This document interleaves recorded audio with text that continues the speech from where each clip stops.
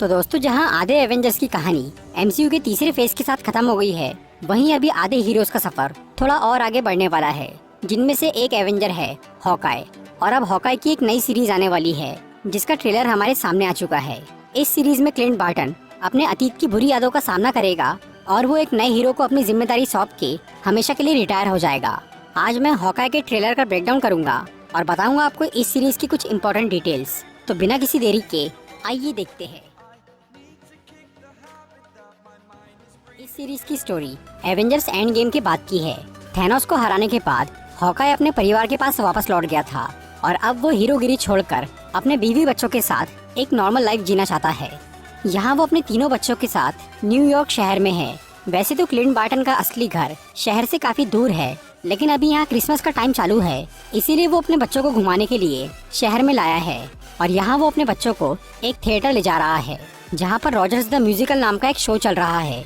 ये एक stage drama है जिसमें 2012 की एवेंजर्स और चित्तौरी आर्मी की लड़ाई दिखाई जा रही है, एक डांस के फॉर्म में। दुनिया वालों के लिए एवेंजर्स अब आइडियल बन चुके हैं और हर कोई अब उन्हें किसी न किसी रूप में इज्जत दे रहा है, क्योंकि एवेंजर्स ने थैनोस को हरा के आधे यूनिवर्स को फिर से वापस जिंदा किया है।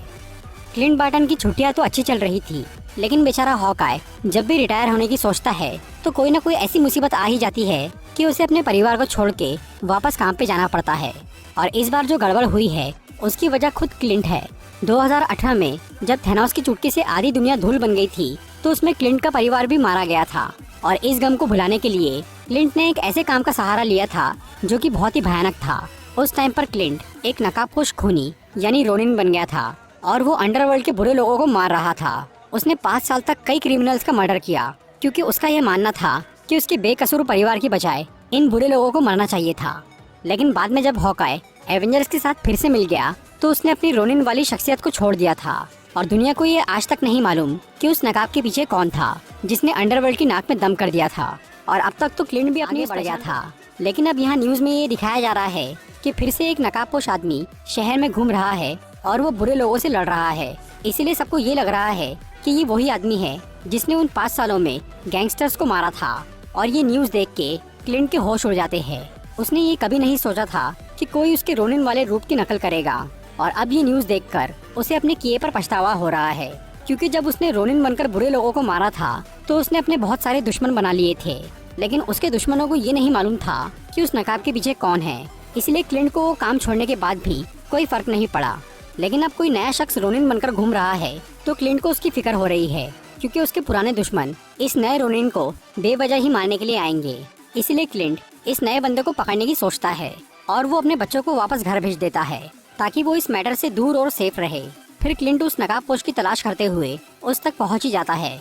और जब वो उसका चेहरा देखता है तो उसे पता चलता है कि वो एक लड़की है जिसका नाम है केट बिशॉप। केट बिशॉप एक ऐसी कैरेक्टर है जिसने कॉमिक्स में क्लिंट बार्टन के बाद हॉकाई की जगह ली थी, और इस सीरीज में भी कुछ ऐसा ही होने वाला है। यहाँ पर भी केट एक आर्चर यानी तीरंदाज है, और यहाँ वो क्लिंट को देखते ही ये जान जाती है कि वो हॉकाई है।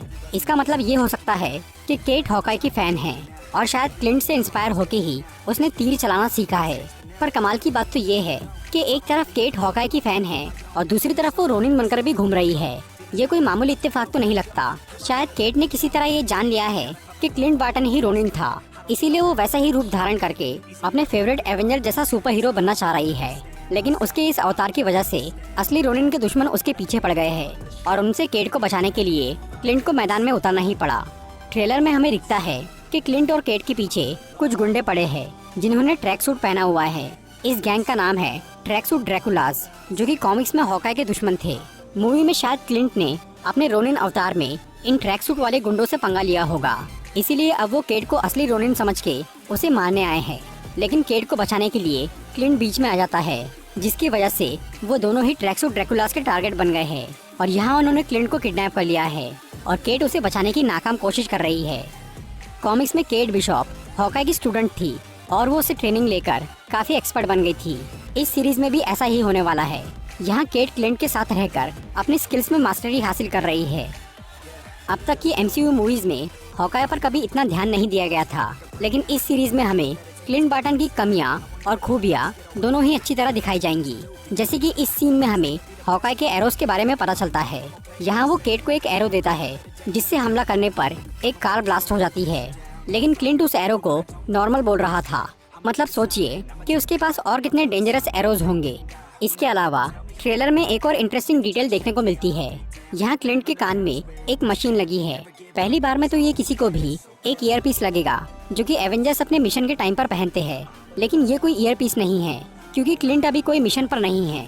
ये असल में एक हियरिंग मशीन है। कॉमिक्स में अक्सर ये दिखाया जाता है कि क्लिंट को एक कान से थोड़ा कम सुनाई देता है क्योंकि उसके एक दुश्मन ने उसके कान पे चोट पहुंचाई थी। और अब लग रहा है कि एमसीयू में भी हॉकाई की हियरिंग प्रॉब्लम दिखाई जाएंगी। इस सीरीज में हमें केट बिशॉप के अलावा 2 और सुपर हीरोइंस दिखने वाली है। पहली है माया लोपेज यानी इको। ये कैरेक्टर और इसका रोल प्ले करने वाली एक्ट्रेस दोनों ही डेफ है, यानी वो सुन नहीं सकती। कॉमिक्स में माया लोपेज आगे जाकर रोनिन बन गई थी और इस सीरीज में हॉकाई और रोनिन की बात होने वाली है, तो यहाँ भी माया लोपेज रोनिन बन सकती है। इसके अलावा इस सीरीज में नई ब्लैक विडो यानी येलेना बेलोवा भी दिखने वाली है। ब्लैक विडो मूवी की पोस्ट क्रेडिट सीन में हमने देखा था कि वैलेंटीना ने येलेना से झूठ बोल के उसे हॉकाई का दुश्मन बना दिया था। इसीलिए अब येलेना क्लिंट से बदला लेने के लिए उसका पीछा करते हुए यहाँ पहुँच जाएगी। तो दोस्तों, ये था हॉकाई सीरीज का ट्रेलर ब्रेकडाउन वीडियो।